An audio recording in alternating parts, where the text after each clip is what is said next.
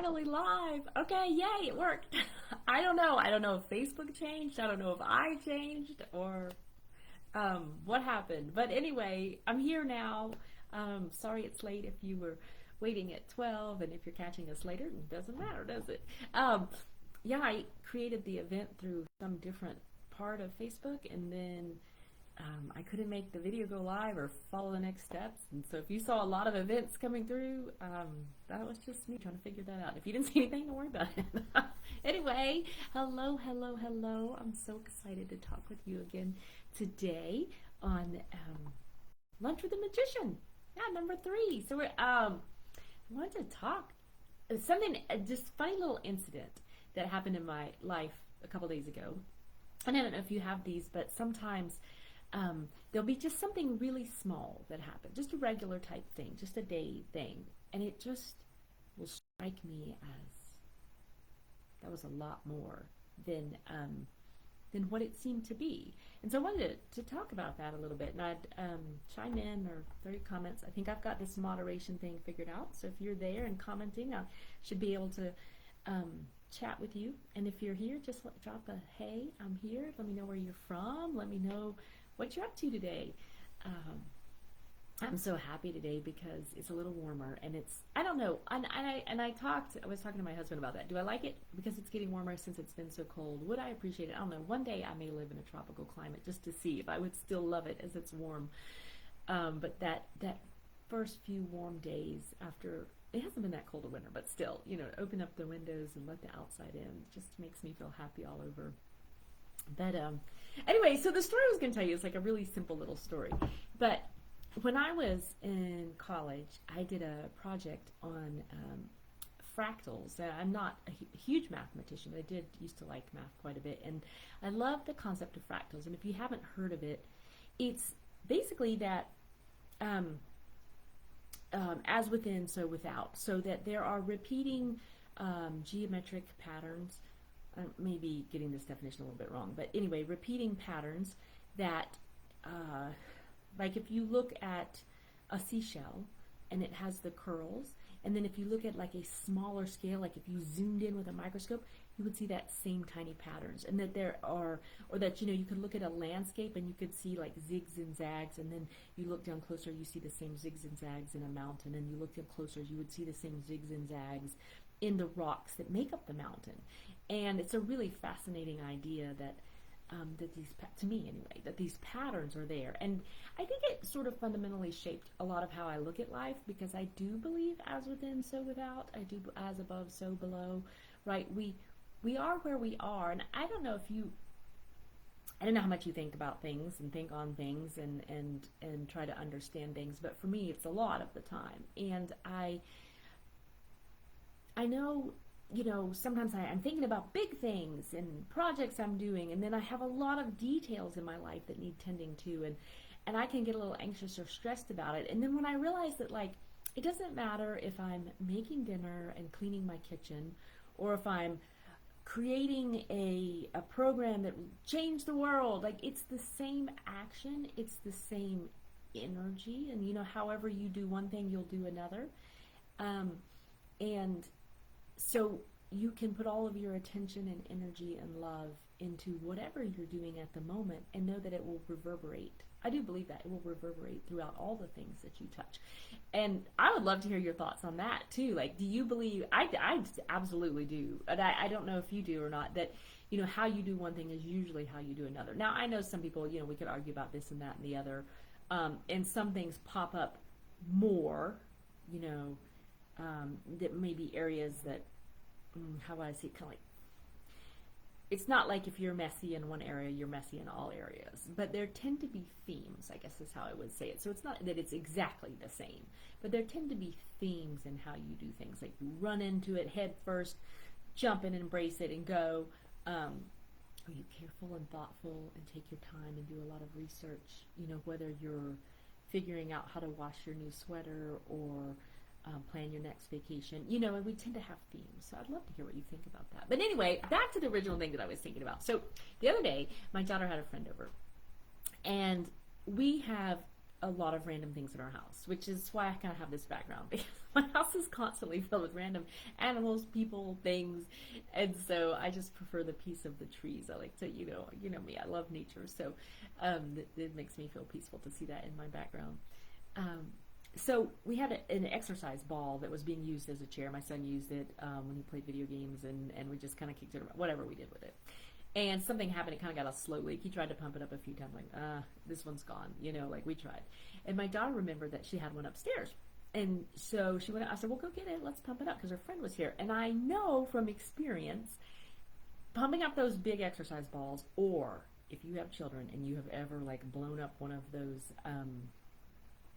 pools, anything like that, or even in a floaty, like, oh my gosh. But it takes some persistence because it just does. It's no matter what kind of pump you've got or however. I've burned out pumps trying to do stuff like that, but trying to short circuit the system. But anyway, so I said, go get the ball, and I knew a friend was here, so I'm like, they'll figure it out together. They'll encourage each other and keep going, and I think I was cooking dinner with my son.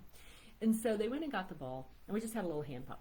And they started pumping, and then sure enough, I heard, oh, we can't do it. This is not going to work. It's not going to blow up. I need help.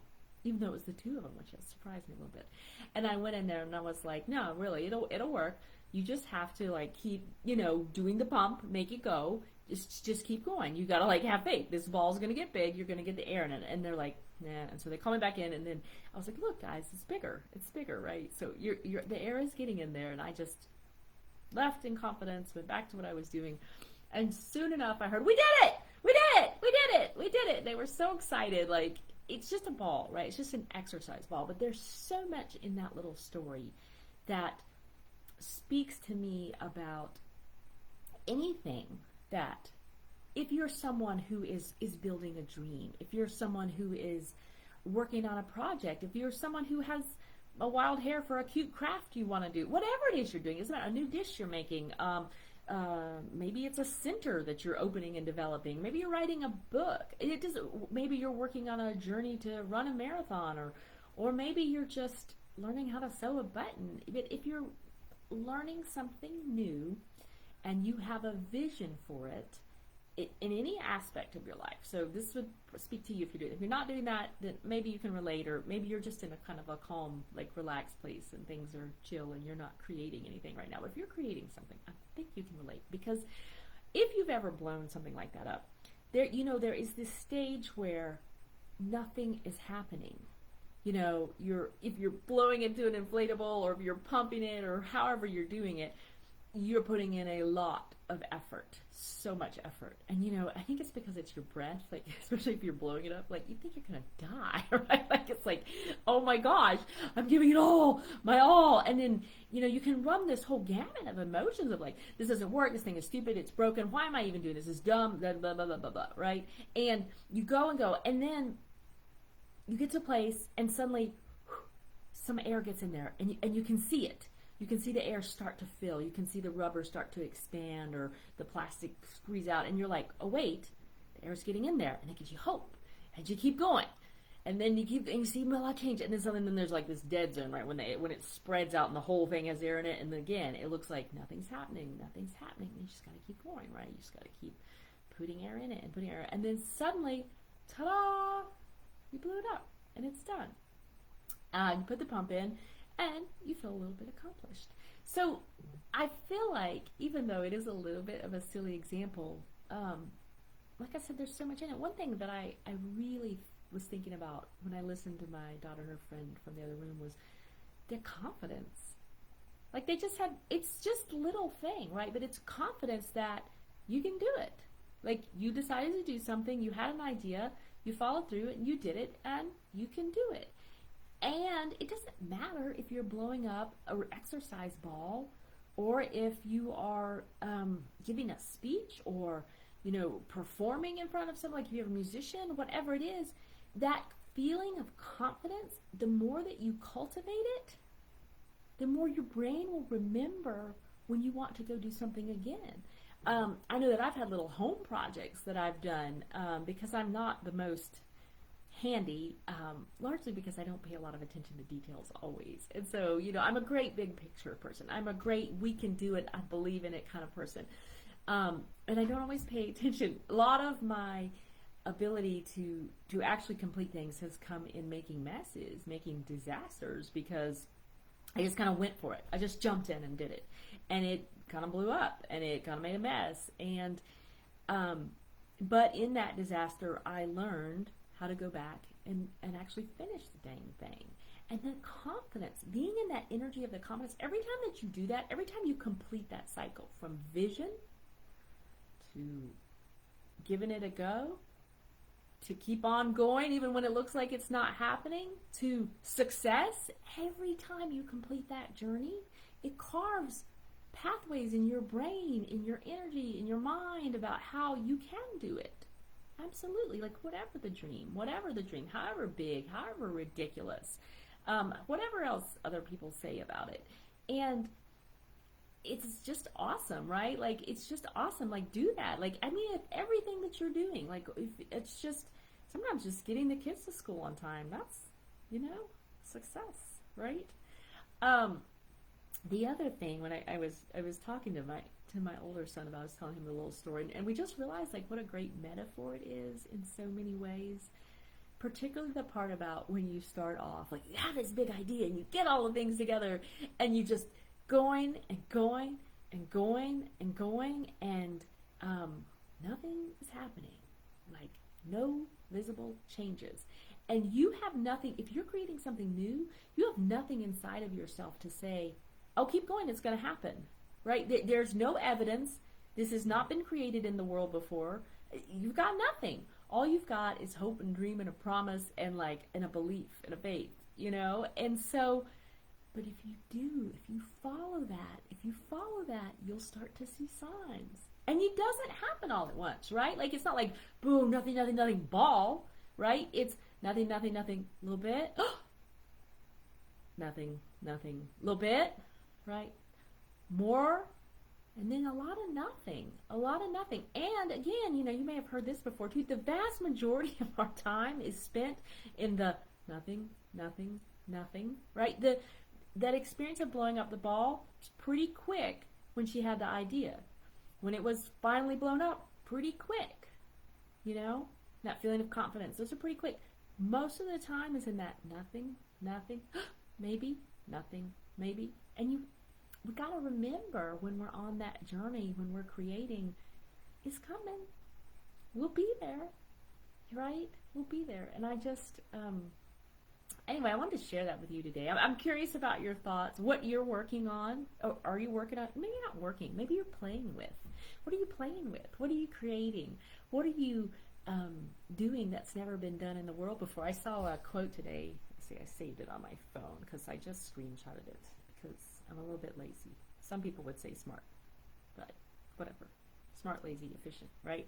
This is from Ernest Holmes. If you don't know him, he was a really influential metaphysician.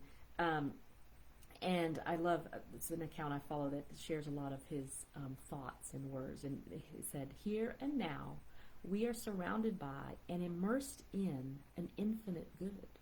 How much of this infinite good is ours? All of it.